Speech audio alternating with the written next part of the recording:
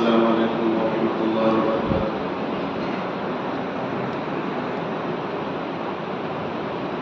بسم اللہ الرحمن الرحیم۔ الحمد للہ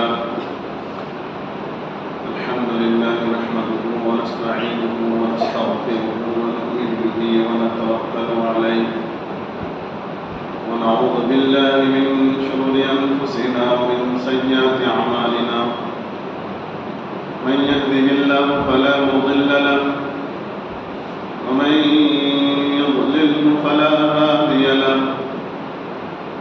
وأشهد أن لا إله إلا الله وحده لا شريك له، وأشهد أن محمدا عبده ورسوله الذي أرسل إلى الناس كافة بشيرا ونذيرا وداعيا إلى الله بإذنه وسراجا منيرا، أما بعد فأعوذ بالله من الشيطان الرجيم، بسم الله الرحمن الرحيم۔ لقد أرسلنا رسلنا بالبينات وأنزلنا معهم الكتاب والميزان ليقوم الناس بالقسط، وقال في موضع آخر وتلك الأيام نداولها بين الناس وليعلم الله الذين آمنوا منكم، صدق الله العظيم۔ اللهم صل على سيدنا مولانا محمد في أول كلامنا، اللهم صل على سيدنا مولانا محمد في أوسط كلامنا، اللهم صل على سيدنا مولانا محمد في آخر كلامنا۔ تمام تعریفیں صلی اللہ رب العزت کے لیے جس نے ساتوں آسمان اور ساتوں زمین، چاند سورج ستاروں کو، شجر حجر کو اور تمام کائنات کو اپنے قدرت کاملہ سے پیدا فرمایا۔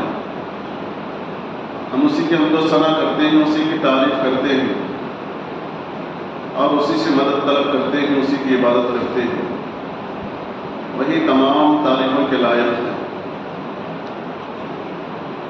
اور درود و سلام نازل ہو میرے اور آپ کے آقا تاجدار مدینہ سرور کائنات فخر موجودات محمد ربی صلی اللہ علیہ وسلم پر، اور درود و سلام نازل ہو آپ کے آل اور اولاد پر، اور رحمت کاملہ نازل ہو آپ کے اصحاب پر۔ بزرگان محترم، عزیزان ملت، آج 26 جنوری ہے، بہت ہی بڑا دن ہے، خوشیوں کا دن ہے۔ آج پورے ہندوستان میں خوشی کا جشن منایا جا رہا ہے اور ترنگے کو لہرایا جا رہا ہے۔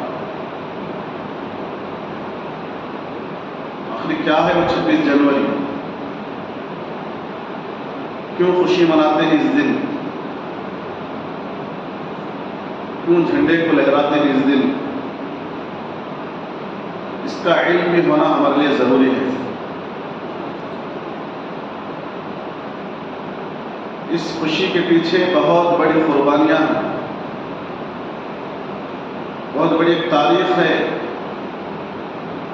اور قربانی بہت بڑی قربانی ہے۔ قربانی کے بعد یہ آج ہمیں خوشی نصیب ہوئی ہے کہ آج ہم اطمینان سے سانس لے رہے ہیں، اطمینان سے آج ہم عبادتیں کر رہے ہیں، مسجدیں بنوا رہے ہیں اور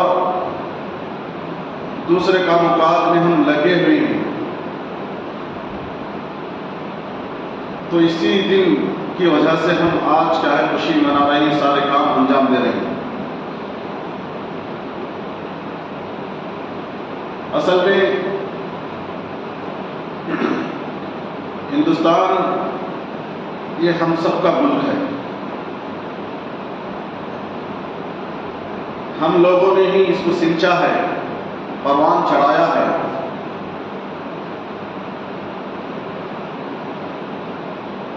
اور یہاں پر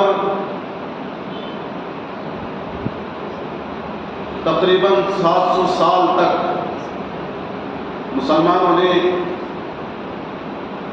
بڑے عدل اور انصاف کے ساتھ، مساوات کے ساتھ، قسط کے ساتھ حکومت کی ہے.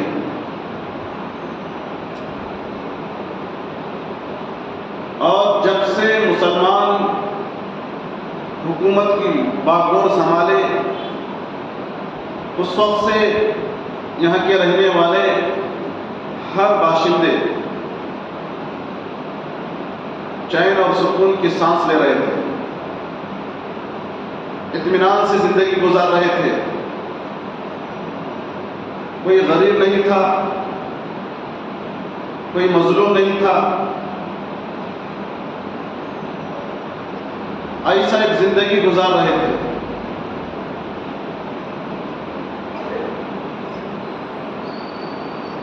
اس لیے کہ مسلمان قرآن و حدیث کی بنیاد پر حکومت کیا کرتے ہیں اور حکومت چلاتے ہیں اور انسانوں کو انصاف دیتے ہیں.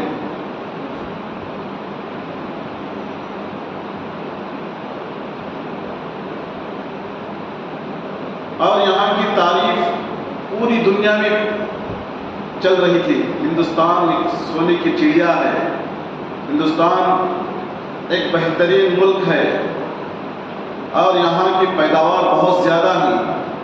یہاں ہر چیزیں مل رہی ہیں اور یہاں کے لوگ بڑی خوش و خرم کے ساتھ زندگی بسر کر رہے ہیں.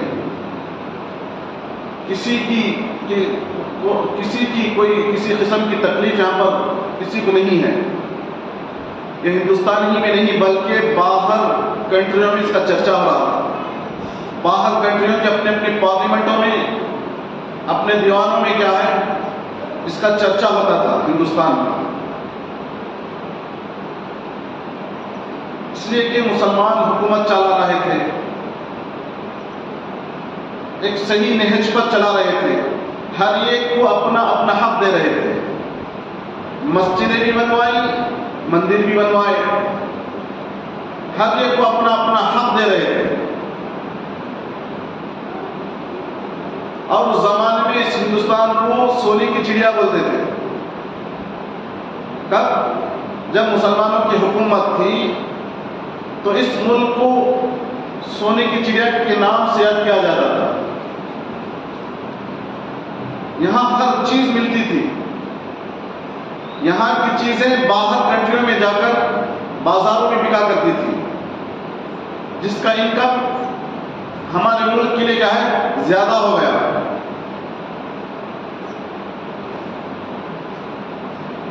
تو شاید یہی بد نظری لگی رہی ہے کہ یہ گورے لوگ، انگلستان کے لوگ یہاں پر اپنی بری نظر ڈال دیے. 700 سال تک شان و شوکت کے ساتھ حکومت کر رہے تھے. 1601 عیسوی میں جہانگیر کی حکومت چلتی تھی. اس وقت برطانیہ سے انگریزوں کا ایک قافلہ آتا ہے اور وہ بھی تجارت کے غرض سے.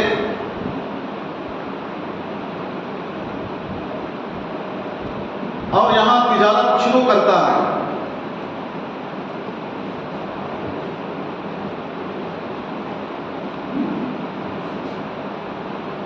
جہانگیر کے بعد ان کا بیٹا، جہانگیر کا بیٹا شاہ جہاں کے دور خلافت میں، دور حکومت میں انگریزوں کا تسلط ہونا شروع ہوا. وہ آئے تھے بزنس کے پلان سے، یہاں تجارت کے غرض سے حالانکہ تجارت کے غرض سے نہیں تھا، وہ تو بری نیتوں کے ساتھ آئے تھے کہ غاصب بن کر آئے تھے۔ وہ ہندوستان کو ہم غصب کرنا ہے، ہندوستان کو ہم قبضہ کرنا ہے، ہندوستانیوں کو ہم غلامی کی زنجیروں میں جکڑنا ہے، وہ نیت لے کر آئے تھے۔ ظاہری طور پر وہ تجارت کا بہانہ بتا رہے تھے کہ ہم تمہارے ملک کو اور زیادہ ترقی کریں گے، پہلے ہی سے اچھا چل رہا ہے، پہلے ہی سے تمہاری تعریفیں ہو رہی ہیں، اور زیادہ ہم کیا کریں گے، اور زیادہ ہم تمہارے ملک کو ترقی کریں گے، تمہارے جو تجارت کے سامان ہیں ہم اپنے ملکوں میں فروخت کریں گے، بیچیں گے، اور ہماری کنٹریوں کے ہمارے ملکوں کے سامان یہاں پر بیچیں گے، اور زیادہ تمہارے ملک کو نفع ہوگا۔ اس طرح سے پلان بنا کر شاطر انگریزوں نے، چالاک انگریزوں نے ہندوستان میں اپنا منحوس قدم رکھا تھا۔ دھیرے دھیرے سے وہ آئے اور باہر ملکوں سے، اپنے انگلستان سے، برطانیہ سے سامان کے بہانے سے